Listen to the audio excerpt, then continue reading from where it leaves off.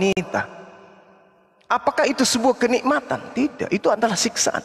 Jangankan manusia, hewan pun kemudian ketika mereka hidup tanpa pasangan, mereka tidak dikatakan diberi kebahagiaan. Tuhan tidak adil terhadap keadaan ciptaannya ketika kemudian manusia dicipta tanpa pasangan. Atau ada pasangan tapi tanpa kelamin, hanya telan liur saja melihat pasangannya. Dan kalau dikatakan di surga Kristen tidak ada kawin, lalu mau ngapain? Mau ngapain di surga tanpa kawin? Dan itu tidak ada dalilnya. Saya boleh taruhan dengan Kristen manapun, 10 juta aku kasih, kalau ada dalilnya bahwa di surga Kristen itu tidak ada kawin mawin. Saya transfer malam ini juga kalau ada dalilnya di Kristen bahwa di surga itu tidak ada kawin mawin. 10 juta saya transfer sekarang kalau ada dalilnya. Tapi itu tak ada dalil. 10 juta ya. Itu hanya menghindari, ya 10 juta. Itu hanya menghindari kemudian kepongahan yang muncul di dalam menolak ajaran Yesus. Sekarang permasalahannya adalah ketika Tuhan menciptakan Adam, apakah sebuah kehinaan ketika kemudian Tuhan menciptakan Hawa? Oke? Apakah itu sebuah kehinaan? Yang hina kemudian adalah ketika di surga tidak ada kawin mawin antara laki perempuan, tapi di dunia ada kawin mawin antara dengan di gereja. Ini yang bermasalah. Yang namanya surga itu adalah tempat kenikmatan, tempat kebahagiaan. 1 Korintus 2 nomor 9. Apa yang tidak pernah dilihat oleh mata, apa yang tidak pernah didengar oleh telinga, apa yang tidak pernah timbul dalam pikiran manusia, semua disediakan oleh Allah. Jadi orang Kristen jangan sombong. Ini kitab Anda sendiri yang mengatakan semua yang tidak pernah timbul di dalam hati manusia, semua yang tidak pernah didengar oleh telinga manusia, semua yang tidak pernah dilihat oleh mata manusia, disediakan oleh Allah di surga. Ini dalil, Bung. Bahaya ini kalau Anda ingkar terhadap dalil dalam kitab saudara. Dikatakan dalam sabar, dikatakan dalam bahasa Yunani hosos, artinya hosos teriring dengan pengakuan Yesus. Masih banyak yang ingin aku ajarkan kepadamu, tapi kamu belum sanggup menanggungnya. Berarti Yesus belum mengajarkan tentang bidadari. Belum, Yesus belum mengajarkan kepada Bani Israel. Apalagi Kristen ini bukan pengikut Yesus. Jadi hadiah buat saudara 10 juta. Dan saya yakin akan ditambah oleh umat Islam. Kalau ada di dalam kitab saudara dikatakan bahwa di surga itu, di Jannah, di Paradiso, Gan Eden tidak ada kawin mawin, silakan Anda tunjukkan. Oke, terima kasih. Jadi gini ya, Bang Suma meminta dalil bahwa di surga ada kawin mengawin manusia. Tidak ada kawin mawin di surga. Mana dalilnya? Dalil, saya minta dalil. 10 juta yang Bang Suma berlaku kelipatannya. Memberikan uang 20 juta atau 10 juta itu tidak ada. Iya. Makanya Bang Suma juga udah tahu memang tidak ada. Tetapi dipaksain untuk minta. Kan lucu. Oke, ya, jadi teman-teman Bang Suma ya. Tidak ada dalil ya. Bentar. Tidak ada dalil ya. Bentar. Tidak ada dalil. Jadi gini Bang Suma, yang Bang Suma katakan tadi betul. Yang tidak pernah dilihat manusia, yang tidak pernah dirasakan manusia di dunia ini akan kita dapatkan di surga. Begitu itu betul. Dari Bang Suma udah kutip Bible, saya benarkan itu betul. Tetapi ya, masalah perempuan itu sudah ada di dunia. Ini kan menceritakan tentang bagaimana yang belum pernah kita lihat, yang belum pernah kita rasakan, yang belum pernah kita nikmati. Itu nanti kita akan mendapatkan bagian itu di dalam kerajaan surga, ya. Nah, ini satu lagi buat teman-teman ya, jangan berpikir ya, karena kebanyakan mungkin berpikir ya kita akan mendapatkan mungkin bidadari di surga. Tetapi menurut kitab An-Nabal ya, An-Nabal 32, 33 itu sampai 34, itu orang yang bertakwa, orang yang melakukan hal-hal yang baik ya, kalau menurut saya tangkap. Tetapi kalau mungkin orang yang tidak bertakwa, tidak melakukan hal-hal yang baik ya, yang benar, itu nggak dapat bagian. Benar nggak? Jadi jangan, ya udahlah, itulah buat kalian lah. Saya nggak mau ke situ ya, karena itu ya ajaran kalian sebenarnya. Tapi saya mau meluruskan tentang bagaimana hal yang tidak pernah kita lihat di dunia. Ya, jadi sesuatu atau yang tidak pernah kita pikirkan itu di dalam kekristenan akan mendapatkan itu. Itu tapi di dalam kekristenan. Di luar Kristen tidak akan dapat hal yang seperti yang dijanjikan Tuhan kepada kita. Ya, hal yang belum pernah kita rasakan, contohnya di dunia ini apa? Hal yang belum pernah kita pikirkan, ya, dan hal yang belum pernah kita nikmati di dunia ini, kita akan merasakan hal itu di surga nanti. Tapi ingat, hanya di surga orang Kristen. Di dalam surga orang Kristen, teman-teman Muslim yang nggak tahu, ya mungkin hanya bidadari itu yang saya tahu. Begitu, Bang Zuma. Oke, lanjut. Oke, jadi satu hal yang menarik di sini ya, ketika saudara kemudian mencibir di surga itu, kemudian surganya umat Islam itu kemudian ada surga, ada bidadari dan seterusnya.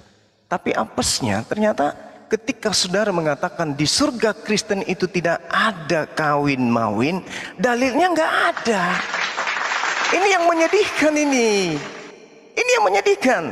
Mana dalilnya bahwa di surga itu tidak ada kawin mawin? Ternyata tak ada. Yang ada di kebangkitan, di hari kebangkitan tak ada kawin mawin. Tapi terkait dengan surga, Anda sendiri mengakui barusan.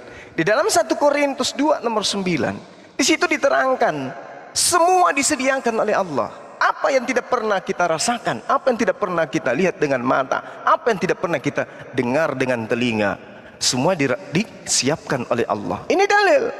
Jadi kalau berbicara mengenai bidadari, secantik-cantiknya wanita di atas muka bumi ini, yang paling cantik sekalipun, itu tidak bisa menyamai cantiknya bidadari. Artinya bidadari yang disiapkan oleh Allah kepada umat Islam adalah wanita yang sangat cantik luar biasa, yang tidak pernah dilihat, tidak pernah dirasakan, dan tidak pernah terbersit di dalam pemikiran manusia. Ini kebahagiaan yang luar biasa yang tidak dimiliki di dalam agama saudara. Sedangkan di dalam Al-Quran, contoh misalnya dalam surah Al-Hajj, diterangkan di dalam ayat 56. Di situ Allah Subhanahu wa taala kemudian menjelaskan bahwa surga itu memang adalah tempat di mana di dalamnya itu penuh dengan kebahagiaan. Al-mulku yawma idzil lillah yahkumu bainahum falladina amanu wa amilus salihat fi jannatin na'im. Jadi surga itu adalah tempat yang penuh kebahagiaan, penuh dengan kenikmatan. Itu baru surga. Tuhan itu maha tahu, Tuhan itu maha melihat. Bagaimana seorang kambing supaya bahagia? Dikasih rumput. Bagaimana seekor sapi supaya bahagia? Dikasih rumput. Bagaimana supaya manusia bahagia? Dikasih hal-hal yang membuat yang menjadi kesenangan manusia itu sendiri. Jadi kalau saudara mengatakan yang diberikan kemudian adalah orang-orang yang beriman, memang betul, karena yang masuk ke dalam surga hanya orang-orang yang beriman. Al-mulku yawma idzil lillah. Kekuasaan pada hari itu hanya ada pada Allah. Dia memberi keputusan di antara manusia. Maka orang-orang yang beriman dan mengerjakan kebajikan berada dalam surga-surga yang penuh dengan kebahagiaan, yang penuh dengan kenikmatan. Ini Al-Quran yang menerangkan itu. Innallaha yudakhilul ladina amanu wa amilus salihat jannatin tajri min tahtihal anhar innallaha yaf'alu ma yurid. Jadi Allah mengatakan Allah berbuat apa yang Allah kehendaki. Jadi orang-orang yang dimasukkan ke dalam surga, yaitu orang-orang yang beriman, yang mengerjakan kebajikan, ke surga mereka kekal di dalamnya, kata Allah. Dan juga dikatakan dalam surat Taha ayat 75, wa may ya'ti mu'minan qad amila shalihat fa ulaika lahumud darajatul ula. Itu dijelaskan dalam Al-Quran surat Taha ayat 75. Barang siapa datang kepada Allah dalam keadaan beriman dan mengerjakan kebajikan, maka mereka itulah orang-orang yang memperoleh derajat yang tinggi. Jadi orang yang memiliki derajat yang tinggi, di sini kata ula artinya adalah orang yang mulia. Orang yang mulia dan orang yang tinggi kedudukannya, derajatnya. Ketika masuk ke dalam surga, Anda jangan menggambarkan surga itu seperti tempat apa itu, tempat mesum, tempat perbuatan mesum. Tidak ada seperti itu. Surga itu adalah tempat yang suci. Maka bersetubuhnya orang-orang yang ada di sana adalah persetubuhan orang-orang yang suci, orang-orang yang mulia. Contoh, orang-orang yang ada di dalam ajaran agama Islam, orang yang paham tentang fikih, orang yang paham tentang syariat Islam, mereka ketika ingin bersetubuh dengan istri, mereka membersihkan diri mereka, mereka mandi dengan air yang bersih, kemudian mereka menggunakan wewangian, kemudian mereka berdoa, kemudian mereka dengan santun memperlakukan pasangannya, mereka kemudian membersihkan tempat tidurnya, elegan mereka membuat kemudian ibadah di dalam bersenggama terhadap pasangannya. Ini dalam Islam. Jangan Anda bayangkan seperti yang di film-film porno, seperti yang dipertontonkan oleh orang-orang barat. Itu polanya seperti pola binatang. Tapi yang diterangkan dalam Al-Quran, kenikmatan yang mulia di hadapan Allah, Allah maha mengetahui apa yang dibutuhkan oleh makhluknya. Makanya dikatakan wa kawaiba atsaraba, bukan gadis-gadis bodoh menjual minyak ke pasar karena kekurangan minyak, bukan, tetapi gadis-gadis remaja yang sebaya, yang kemudian dipersiapkan oleh Allah untuk orang-orang beriman. Siapa mereka gadis-gadis remaja yang sebaya ini? Istri-istri mereka ketika di dunia kembali menjadi remaja-remaja yang cantik jelita. Demikian. Oke. Jadi gitu ya. Tadi Bang Suma mengutip Bible. Mungkin Bang Suma nggak ada di dalam Al-Quran yang menjanjikan seperti Bang Suma katakan tadi, ya, mendapatkan hal-hal yang belum pernah dirasakan di dalam dunia ini, itu akan kita dapatkan di surga, atau yang belum pernah kita lihat, ya, atau yang belum pernah kita pikirkan, itu adanya di Bible. Kira-kira ada nggak di Quran yang seperti yang dikutip oleh Bang Suma tadi? Ada nggak dalil seperti itu? Nah, di mana ada kira-kira? dong, ada. As-Sajdah ayat 17, Allah Subhanahu wa taala menjelaskan gini. Oke. Fala Ada. ta'lamu Coba nafsun. dalilnya apa? Sabar. Bismillahirrahmanirrahim. Supaya saya Fala belajar sambil belajar ta'lamu dan nafsun mencatat ini. ma ukhfiya lahum min qurrah a'yun jazaa'an bima kanu ya'malun. Maka tidak seorang pun yang mengetahui apa yang disembunyikan untuk mereka kelak, bermacam-macam kenikmatan yang menyenangkan hati mereka sebagai balasan terhadap apa yang mereka kerjakan di dunia. Masya Allah. Ini seirama. Mana janjinya Bang Suma? As-Sajdah Janjinya mana? ayat 17. Iya, apa janjinya? Fala ta'lamu nafsun ma ukhfi lahum min qurrati a'yun. Apa yang mereka kemudian, ya, akan dapatkan di akhirat kelak, di surga kelak, mereka tidak mengetahui yang disembunyikan oleh Allah untuk mereka. Ini dalil dalam Al-Quran, udah sangat jelas itu. Makanya Rasulullah Muhammad SAW pun mengatakan, aku telah menyediakan kemudian, ya, aku telah menyediakan kemudian.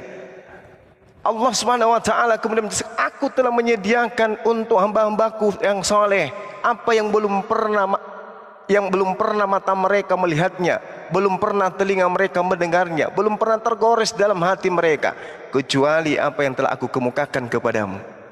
Ini yang diterangkan kemudian. Makanya ketika kita berbicara mengenai surga, kita berbicara mengenai hal yang gaib.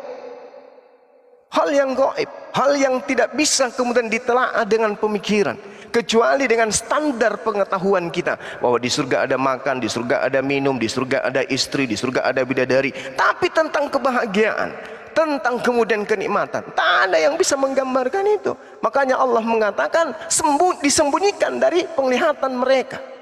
Tidak bisa kemudian mereka melihat seperti apa yang disembunyikan oleh Allah bagi mereka orang-orang yang beriman. Ini Al-Quran yang menjelaskan itu. Makanya di Al-Quran dikatakan innalladzina amanu wa amilus salihah lahum jannatun na'im. Sesungguhnya orang-orang beriman mengerjakan kebajikan, mereka akan mendapatkan surga yang penuh dengan kenikmatan. Penuh dengan kenikmatan. Kenikmatannya belum bisa digambarkan seperti apa. Yang jelas, surga Islam penuh dengan kenikmatan, penuh dengan kebahagiaan. Tidak ada dalil di dalam kitabnya orang Kristen bahwa di surga mereka penuh dengan kebahagiaan, penuh dengan kenikmatan. Itu tak ada. Apatah lagi dikatakan kemudian bahwasanya mereka janji Tuhan kemudian kepada orang Kristen, itu nggak ada selain daripada janji akan neraka. Surga nggak pernah dijanjikan. Demikian. Oke, terima kasih. Gini ya teman-teman, kalau saya di dalam Bible jelas kerajaan surga itu jelas ya. Di dalam Bible kerajaan 1000 tahun itu jelas. Jadi manusia yang diselamatkan, yang sudah mencuci jubahnya dari kotoran dunia ya, mendapatkan kerajaan surga ya, menikmati kerajaan surga itu sendiri ya. Di dalam Wahyu 20 ayatnya yang ke-1 ya, itu ada namanya kerajaan 1000 tahun ya, yang nanti manusia akan berlibur di surga 1000 tahun. Itu sesuai dengan Alkitabiah di dalam Wahyu 20. Tetapi akan ada yang namanya langit yang baru dan bumi yang baru. Itu dijanjikan buat siapa? Buat orang Kristen yang percaya Yesus adalah Tuhan dan Juru Selamatnya, dan melakukan hal-hal yang benar dan yang baik sesuai dengan Alkitabiah. Itulah janji kepada orang Kristen yang percaya Yesus adalah Tuhan dan Juru Selamatnya. Di dalam kitab Wahyu 20 ayatnya yang pertama, yang 1 sampai ayatnya yang ke-8 situ jelas ya. Lalu aku melihat langit yang baru dan bumi yang baru, sebab langit yang pertama dan bumi yang pertama telah berlalu, dan laut pun tidak ada lagi. Itu surga orang Kristen ya. Artinya itu dunia baru. Surga itu sudah lewat 1000 tahun. Karena di dalam kepercayaan orang Kristen menurut Alkitabiah hanya berada di surga 1000 tahun. Yang lainnya itu akan turun ke dunia yang baru. Jadi kita orang Kristen disiapkan dunia yang baru sesuai dengan tertulis di dalam kitab Wahyu 21 ya. Tetapi bagi orang yang tidak mendapatkan surga, teman-teman boleh tulis ya di dalam Wahyu 21 ayatnya yang ke-8. Ini yang tidak dapat bagian dalam kerajaan surga dan orang-orang yang tidak bertobat. Saya bacakan ya. Ayat 8-nya, Wahyu 21 ayat 8. Tetapi orang-orang penakut, orang-orang yang tidak percaya, orang-orang keji, orang-orang pembunuh, orang-orang sundal, tukang-tukang sihir, penyembah-penyembah berhala, dan semua pendusta, mereka akan mendapat bagian mereka di dalam lautan yang menyala-nyala oleh api dan belerang. Inilah kematian yang kedua bagi siapa? Orang-orang yang melakukan kejahatan dan tidak bertobat. Jadi teman-teman ya, saya katakan lagi ya, selagi masih ada waktu buat kita, marilah kita benahi diri kita dan marilah kita bertobat ya.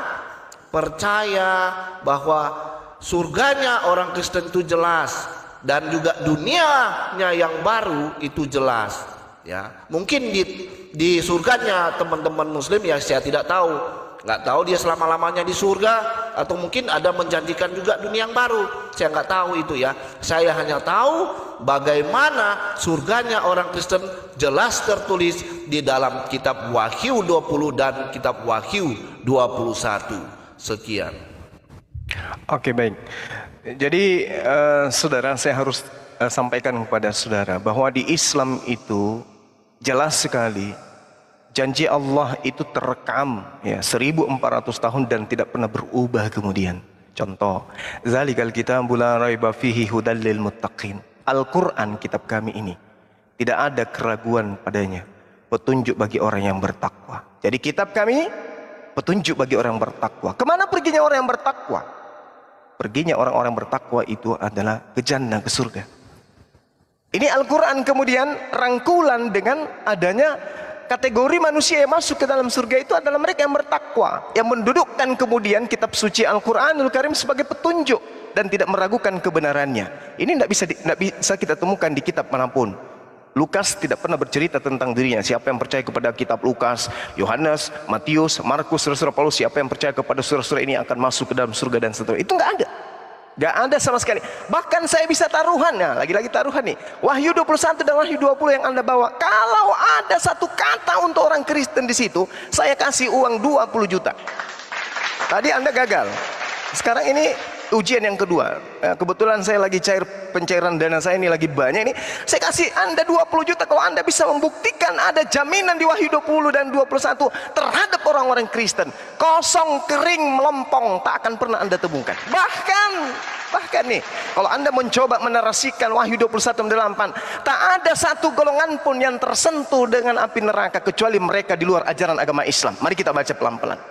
Tetapi orang-orang penakut, orang-orang yang tidak percaya, orang-orang yang keji, orang-orang pembunuh, orang-orang sundal, tukang-tukang sihir, penyembah-penyembah berhala dan pendusta, mereka akan mendapat bagian mereka di dalam lautan yang menyala-nyala oleh api dan belerang. Inilah kematian yang kedua. Siapa pendusta di sini? Mari kita lihat apa yang diterangkan kemudian dalam kitab saudara Wahyu 22. Siapakah pendusta itu katanya? Pendusta itu adalah dia yang kemudian tidak percaya kepada Yesus, bahwa Yesus adalah Kristus. Ya, ada yang tahu dalilnya tuh? 2 Yohanes 2 nomor 22. Mari kita lihat, kita kupas nih ya. Siapakah pendusta itu? Pendusta itu dialah yang menyangkal Yesus, bahwa Yesus itu adalah Kristus. Nah sekarang siapa yang percaya bahwa Yesus itu Kristus? Islam atau Kristen? Orang Kristen dengan mulutnya mengatakan Yesus itu adalah Kristus, tetapi faktanya mereka membantah kekristusan Yesus dengan menjadikan Yesus itu sebagai Tuhan. Jadi pendusta itu mulut dan perbuatan tidak sesuai. Mulutnya berkata Yesus Kristus, Yesus Kristus. Masuk dalam gereja, Tuhan Yesus, Tuhan Yesus. Penipu, pendusta. Siapakah pendusta itu? Mereka yang mengatakan, bukankah dia yang menyangkal bahwa Yesus itu adalah Kristus. Jadi kalau ada yang mengatakan Yesus itu adalah Tuhan, maka dia adalah pendusta. Karena dengan mengatakan Yesus itu Tuhan, maka dia menyangkal kalau Yesus itu adalah Kristus. Pahami itu dulu. Jadi kalau Anda membawa Wahyu 21, ini yang akan dibakar di dalam lautan yang menyala-nyala oleh api dan belerang, tak ada dan tak bukan, hanyalah Kristen. Kristen ini pendusta. Ini yang Anda harus pahami. Kenapa saya katakan Kristen itu pendusta? Berdasarkan kitab mereka sendiri. Coba tanya orang Kristen, apakah kalian mengakui Yesus itu Kristus? Ya, Yesus itu adalah Kristus. Coba intip ke gereja, siapa yang mereka sembah? Yesus, pembohong. Kalau Yesus itu Kristus, itu berarti Yesus bukan Tuhan. Kalau Yesus itu Tuhan, berarti Yesus bukan Kristus.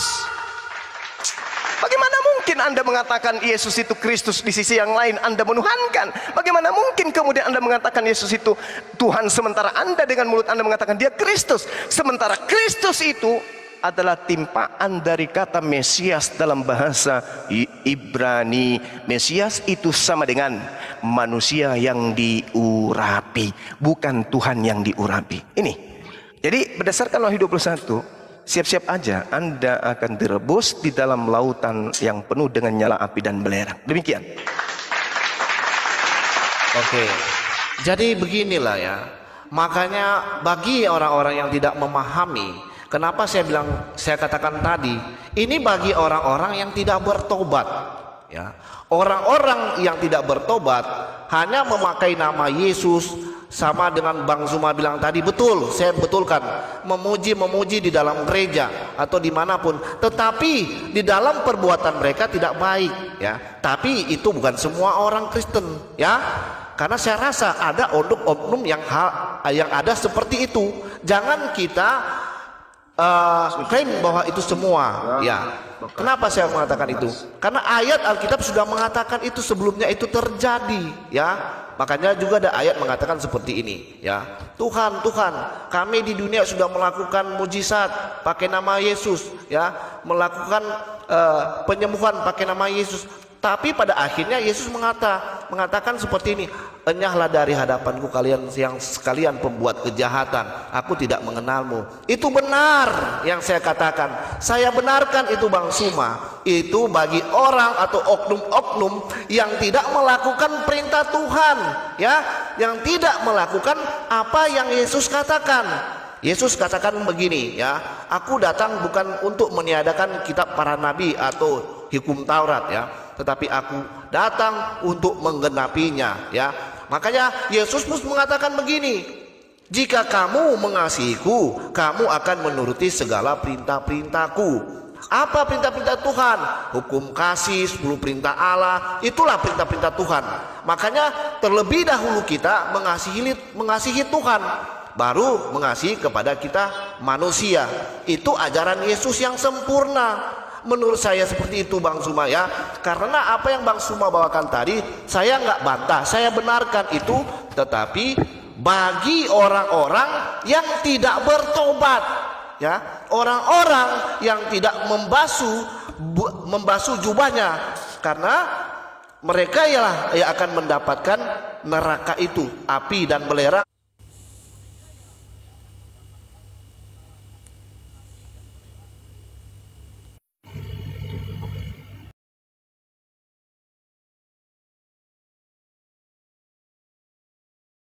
Tuhan kita Yesus Kristus, karena dialah Alfa dan Omega itu, seperti yang ada tertulis di dalam Wahyu 1 ayatnya yang ke-7 dan 8, ya, saya bacakan, ya. Begini katanya, ya. Lihatlah, ia datang dengan awan-awan dan setiap mata akan melihat dia, juga mereka yang telah menikam dia, dan semua bangsa di bumi akan meratapi dia. Ya, amin. Ayatnya yang ke-8, aku adalah Alfa dan Omega, firman Tuhan Allah, yang ada dan yang sudah ada dan yang akan datang dan yang maha kuasa. Jadi teman-teman, ya, yang tidak percaya adalah Yesus adalah Tuhan dan juru selamat, yaitu bagi orang Kristen, ya, ini saya memahami dengan ajaran Kristen, tidak akan mendapatkan kerajaan surga, ya, tidak akan mendapatkan keselamatan itu, dan tidak bakalan akan pergi ke dunia yang baru. Begitu ajaran Kristen, ya. Jadi kita yang percaya dijanjikan oleh apa Tuhan, seperti Wahyu 21, ya. Lalu aku melihat langit yang baru dan bumi yang baru, sebab langit yang pertama dan bumi yang pertama telah berlalu, dan laut pun tidak ada lagi. Ayat kedua, dan aku melihat kota yang kudus, Yerusalem yang baru, ya, turun dari surga, dari Allah, yang berhiaskan bagaikan pengantin perempuan yang berdandan untuk suaminya. Lalu aku mendengar suara yang nyaring dari takhta itu berkata, lihatlah, kemah Allah ada di tengah-tengah manusia, dan ia akan diam bersama-sama dengan mereka, dan mereka akan menjadi umatnya, dan ia akan menjadikan Allah mereka. Haleluya. Itu jelas di dalam kitab Wahyu 21 ayat 1 sampai ayatnya yang keempat, ya teman-teman, ya. Jadi di dalam ajaran Kristen surga itu jelas, ya, tapi saya tidak tahu di ajarannya Kristen surganya dan dunia yang barunya ada apa tidak. Nah, itu ya mungkin ajaran kalian, saya tidak paham. Oke, silakan. Oke, baik. Jadi yang saudara Yosi ini bacakan tadi itu adalah pengakuan oknum yang menulis di Pulau Patmos, yang kemudian ditengarai dia ini adalah Yohanes. Tapi menurut saya Yohanes tidak akan mungkin murid Yesus menulis di Pulau Patmos. Itu yang pertama. Kedua, Yohanes Pembaptis juga tidak akan mungkin. Lalu kemudian yang kemungkinan besar yang menuliskan ini adalah Markus, muridnya Paulus. Karena di dalam pengajaran kisah para rasul, Lukas sendiri yang mengatakan bahwa nama lain daripada Markus itu adalah Yohanes. Jadi kemungkinan ini adalah tulisan Markus, muridnya Paulus itu sendiri. Nah, sekarang kita lihat. Kalau kemudian saudara menjadikan Yesus itu menjadi Tuhan, maka jelaslah apa yang dikatakan oleh 1 Yohanes 2 nomor 22, bahwa Kristen itu adalah pendusta. Kristen sedunia adalah pembohong, pendusta dengan mengatakan Yesus itu adalah Tuhan. Kenapa? Karena dia mengklaim Yesus itu Tuhan itu sendiri. Lalu apa kesaksiannya Yesus terhadap dirinya? Yesus sendiri mengangkat kesaksian Yohanes 5 nomor 36. Ada kesaksianku yang lebih penting daripada kesaksian Yohanes. Maksudnya, kalaupun Yohanes yang menuliskan kitab Wahyu, maka kata Yesus, kesaksianku lebih penting daripada kesaksian kitab Wahyu. Nah, sekarang kita tanya, apa kesaksianmu wahai Yesus? Siapakah engkau ini? Kata Yesus bahwa kesaksianku yang lebih penting dari kesaksian Yohanes, bahwa semua pekerjaan yang aku lakukan, pekerjaan itulah yang bersaksi tentang aku, bahwa Bapa yang telah mengutus aku. Berarti kesaksian Yesus tentang dirinya, dia adalah utusan Sang Tuhan. Dia utusan. Makanya dikatakan dalam 1 Yohanes 2 nomor 22, siapakah pendusta itu? Pendusta itu adalah mereka yang menyangkal bahwa Yesus itu adalah Kristus. Mari kita lihat. Kristus itu Mesias.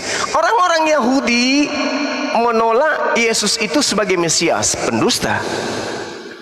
Orang Islam mengakui bahwa Nabi yang datang sebagai Nabi penutup kepada Bani Israel itu sebagai Al-Masih, Mesias, Kristus.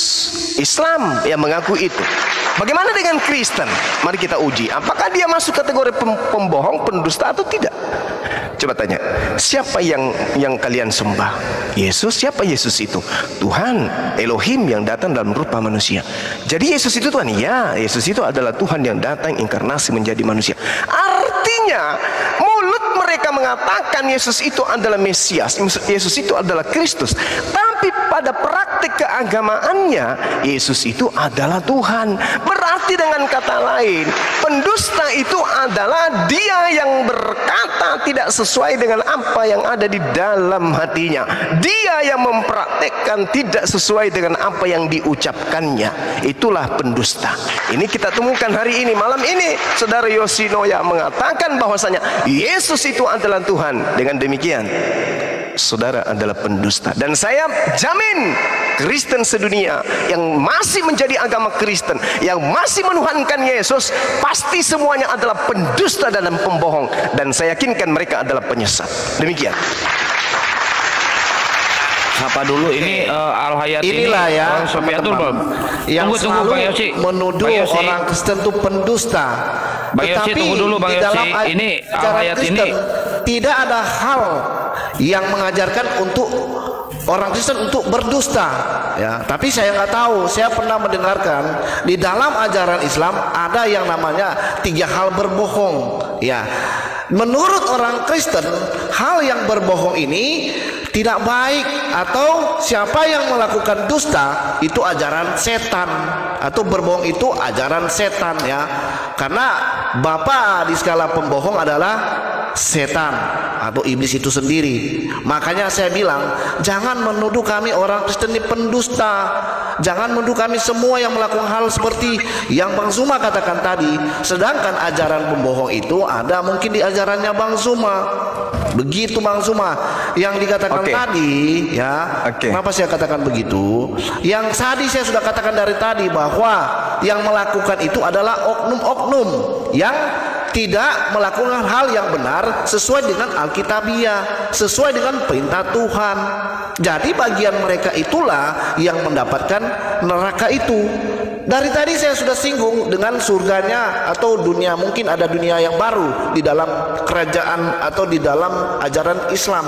Tetapi nggak pernah aku dengar dari Bang Suma mengatakan ada dunia yang baru atau surganya seperti ini di dalam Quran. Ya, nggak ada. Tadi hanya bahas tentang Bible. Karena kenapa? Karena Bible ini bisa menjelaskan dunia yang baru, surga, ada semua tertulis dengan jelas di dalam Bible.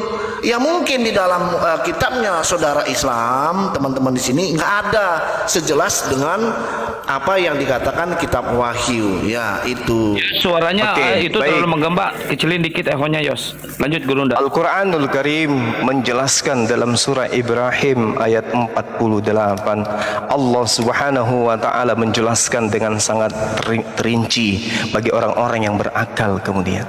Apa kata Allah? Yauma tubaddalul ardu ghairal ardi was samawati wa baruzillahil wahidil qahhar, yaitu pada hari ketika bumi diganti dengan bumi yang lain.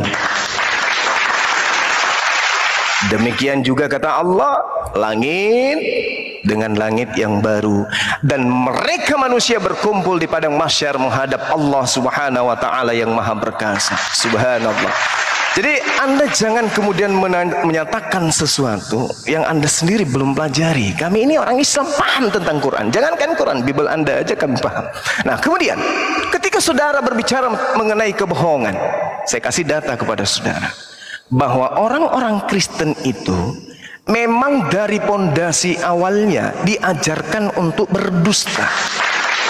Pondasi Kristen itu adalah kebohongan, dan katakan amin, itu adalah sebuah kebenaran bahwa Kristen pondasi awalnya adalah dusta dan tipuan. Di dalam Filipi 1 nomor 18, tetapi tidak mengapa, tidak mengapa, sebab bagaimanapun juga Yesus diberitakan baik dengan maksud menipu, maksud mengelabui, maksud kemudian berbohong, propasis dalam bahasa Yunani, ataupun dengan maksud baik, jujur, lurus tentang hal itu, aku tetap bersuka cita dan aku akan tetap bersuka cita. Jadi Yesus diajarkan ini memang dengan cara propasis, artinya dengan cara mengelabui. Mengelabui apa itu artinya mengelabui? Mengelabui artinya berbohong, maksud palsu, dengan dalih yang palsu. Artinya Yesus diajarkan kemanapun dengan cara berbohong. Satu dalil yang perlu saudara pahami.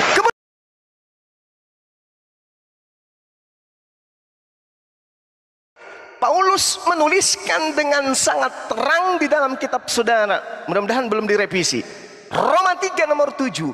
Tetapi jika kebenaran theos oleh dustaku, di situ dikatakan pseusma. Pseusma itu apa? Kecurangan, dusta, bohong, tipu, mengelabui.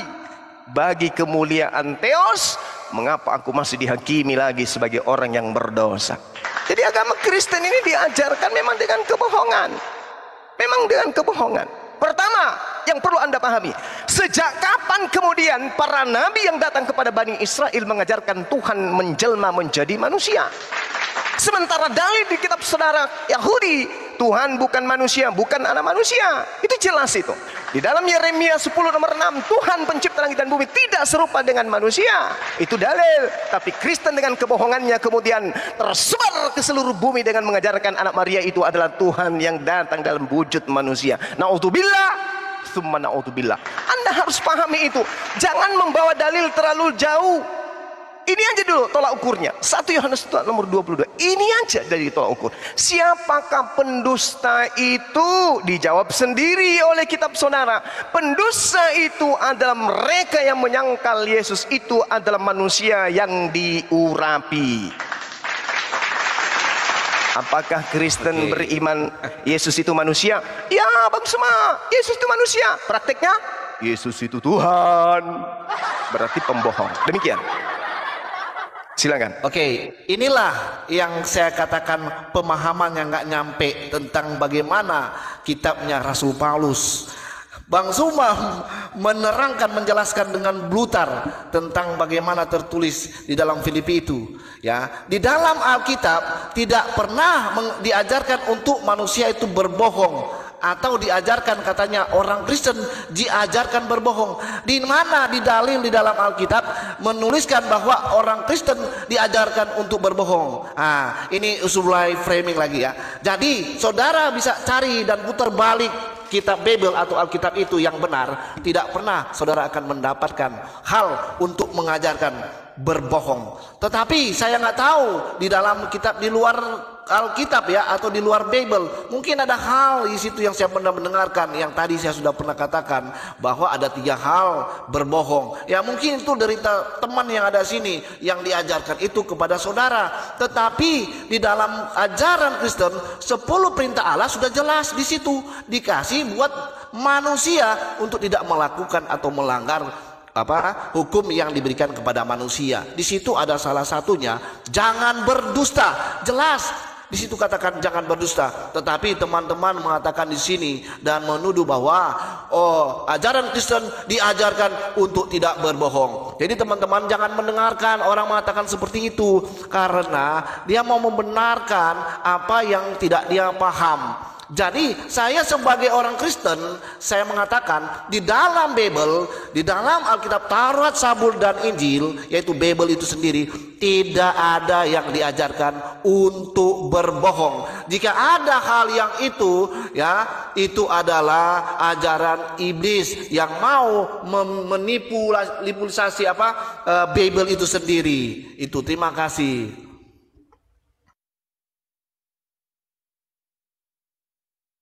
Tunggu, Bang Juma kepental kayaknya ya, kena report nih kayaknya.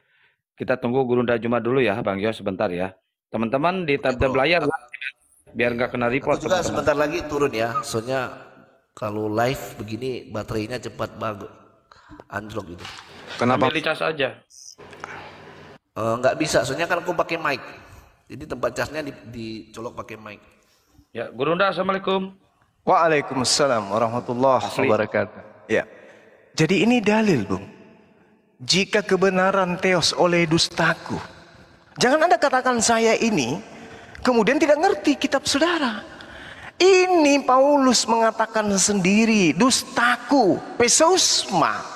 Cek aja dulu. Sampai kapan kemudian gereja ingin menutupi bahwa Yesus tidak pernah memilih Paulus? Yohanes 6 nomor 70, bukankah aku yang telah memilih engkau yang 12? Ada nggak Yesus di situ dipilih oleh Paulus? Nggak ada.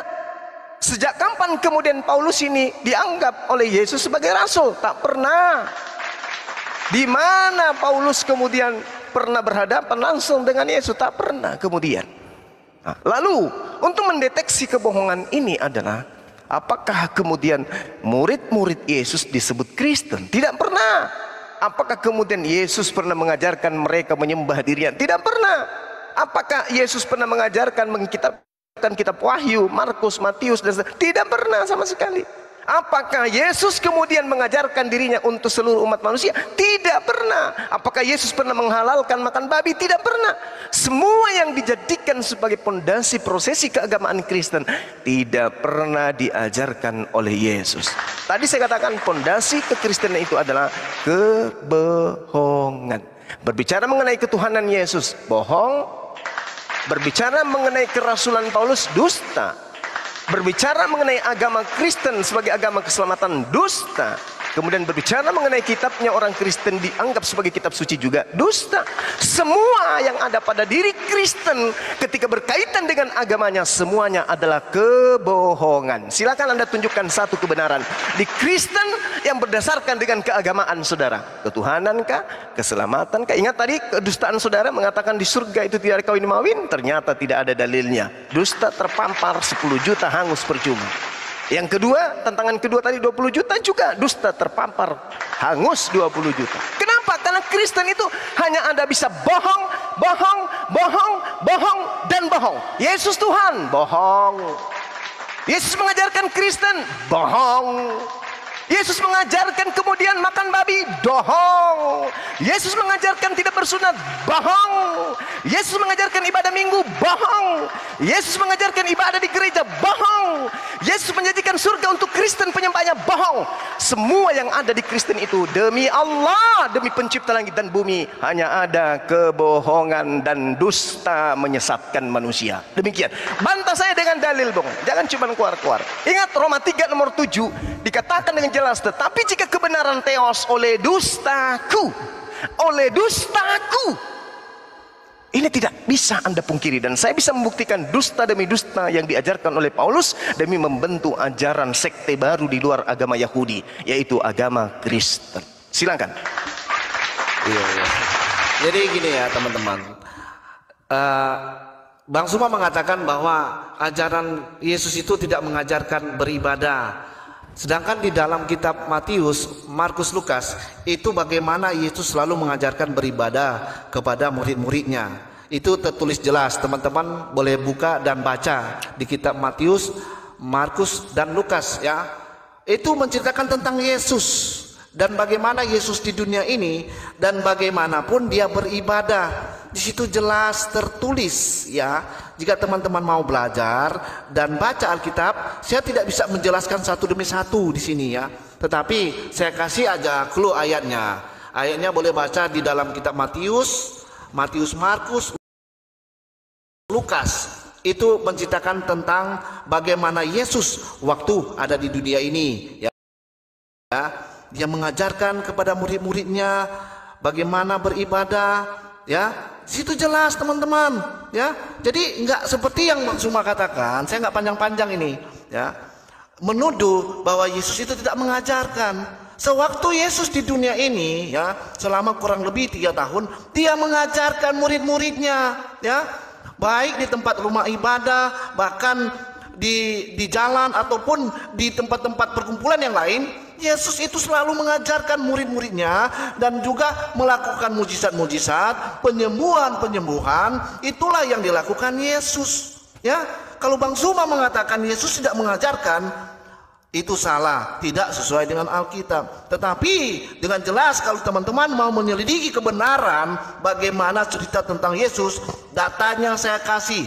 Teman-teman boleh baca di dalam kitab Matius, Markus ya, dan Lukas. Di situ jelas menceritakan bagaimana perjalanan Yesus Kristus dan murid-muridnya sewaktu Yesus ada di dunia ini. Itu data buat teman-teman selidiki. Tetapi kalau saya untuk menjelaskan satu demi satu di sini, boleh kalau teman mau mendengarkan. Tetapi sampai jam berapa gitu kan?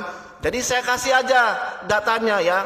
Tulis ya, ambil bolpen, buku, catat, baca di kitab Matius, Markus dan Lukas, atau satu aja lah, baca saja di Matius, kitab Matius dari Matius 1 sampai Matiusnya yang ke-28 ya. Teman-teman boleh baca di situ dan sehingga teman-teman percaya bahwa Yesus ini mengajarkan murid-muridnya ya, bukan cuma satu murid.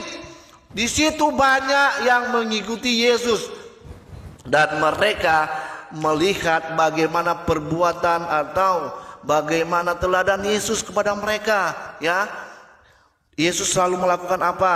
Penyembuhan, apalagi mujizat-mujizat ya. Itulah kenapa saya bilang dia Tuhan dan juru selamat. Dia menjanjikan apa?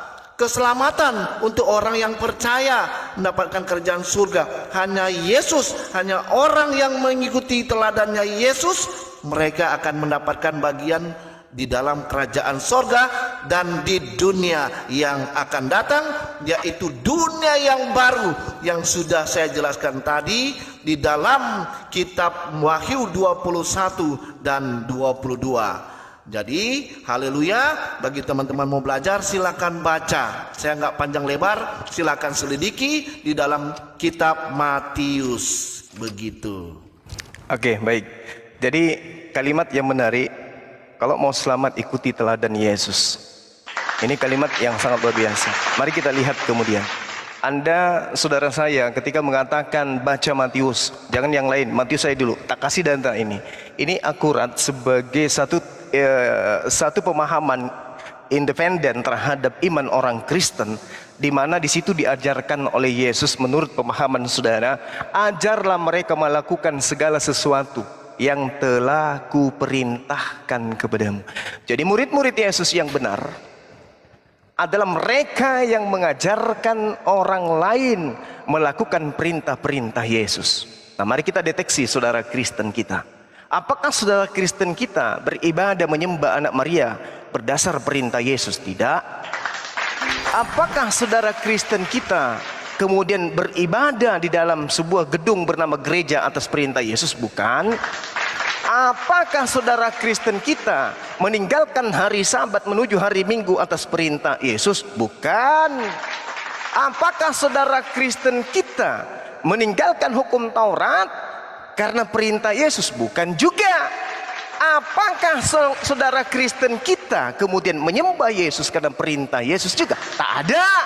Maka saya katakan pendusta itu adalah mereka yang menyangkal Yesus itu adalah Kristus. Terbukti. Bukti pertama, Anda harus mikirkan itu.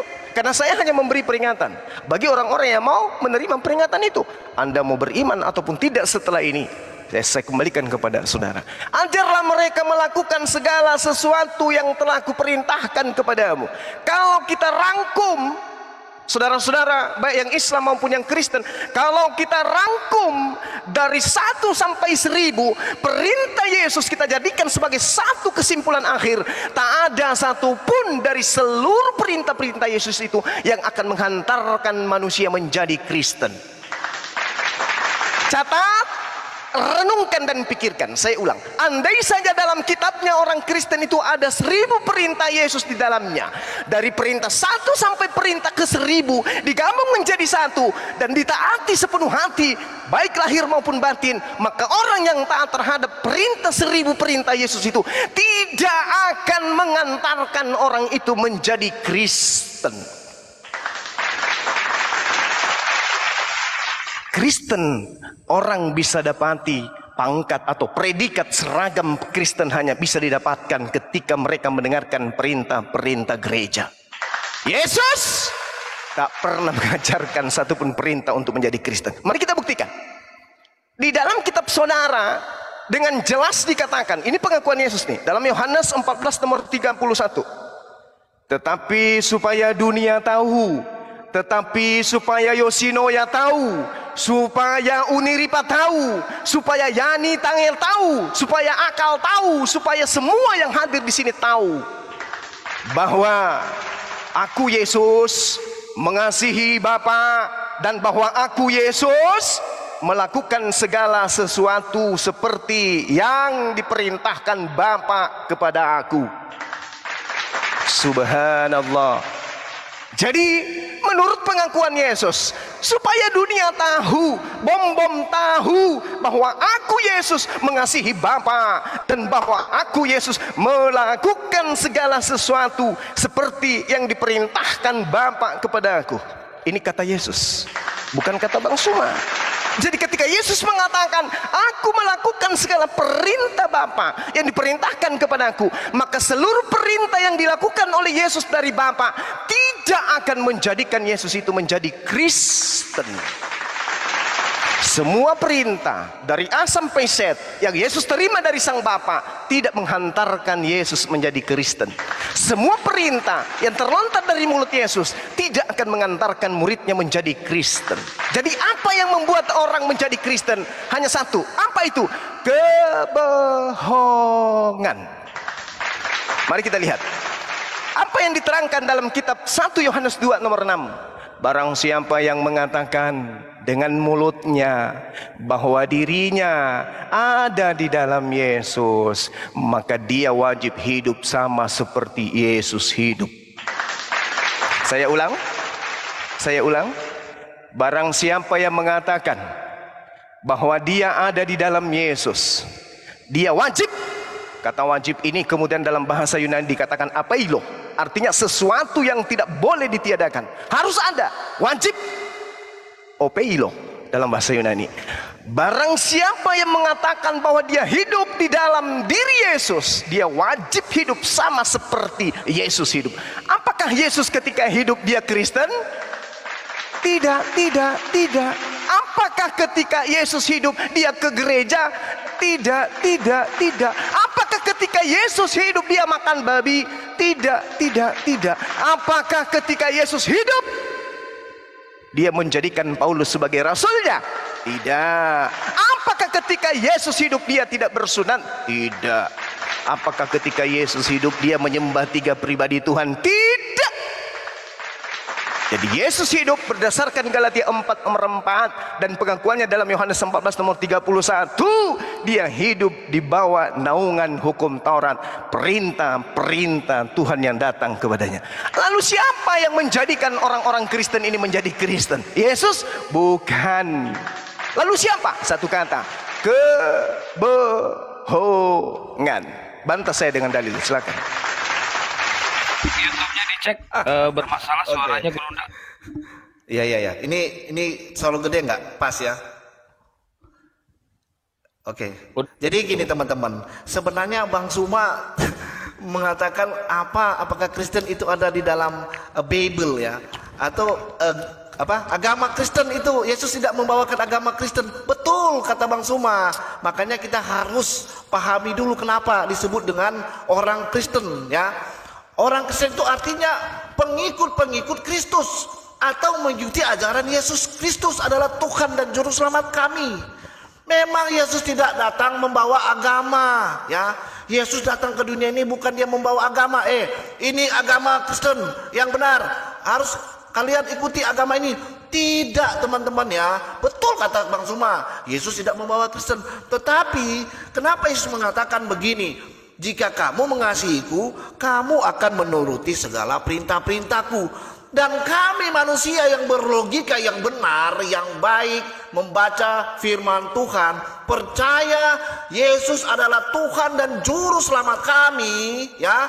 Kamilah yang mengikuti dan berusaha mengikuti teladan-teladan Yesus ini sendiri. Memang Yesus tidak mengajarkan kamu ke gereja kemana.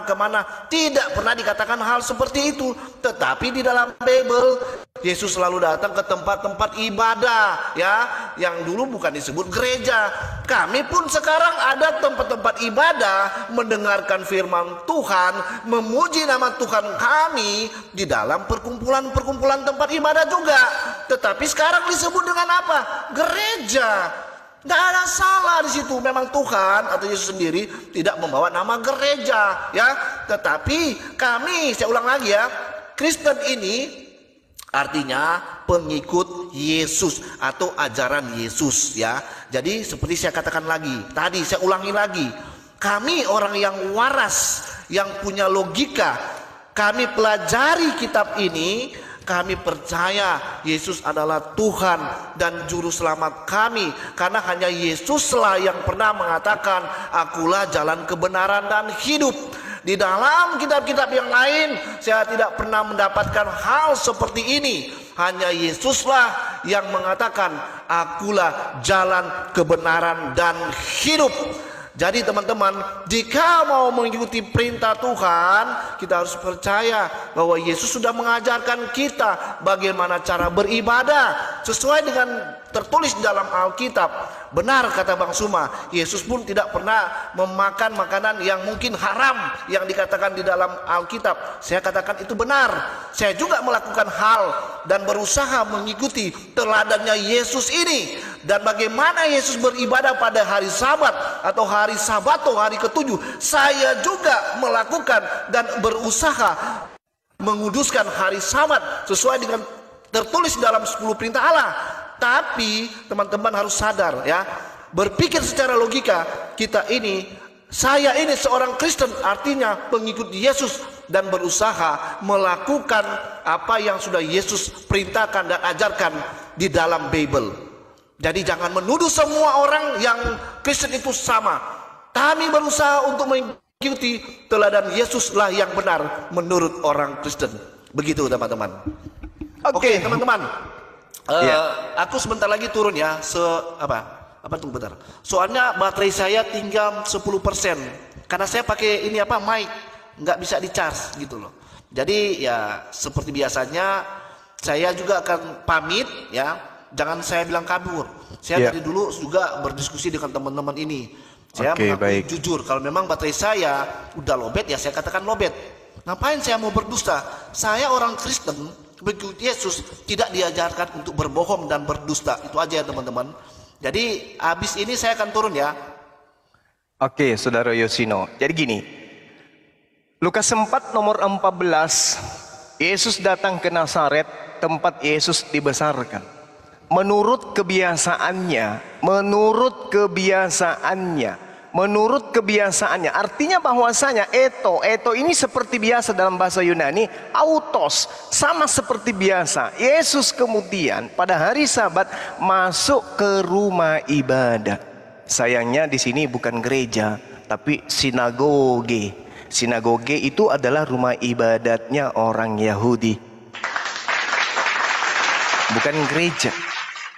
Rumah ibadahnya orang Yahudi di dalam Yehezkiel 44 nomor 9, haram hukumnya masuk orang di dalamnya adalah orang yang tidak bersunat kulub. Tidak boleh masuk. Jadi rumah ibadahnya Yesus adalah rumah di mana beliau kemudian menyebutnya dengan sebutan sinagoge atau bait el atau baitullah atau bait Allah.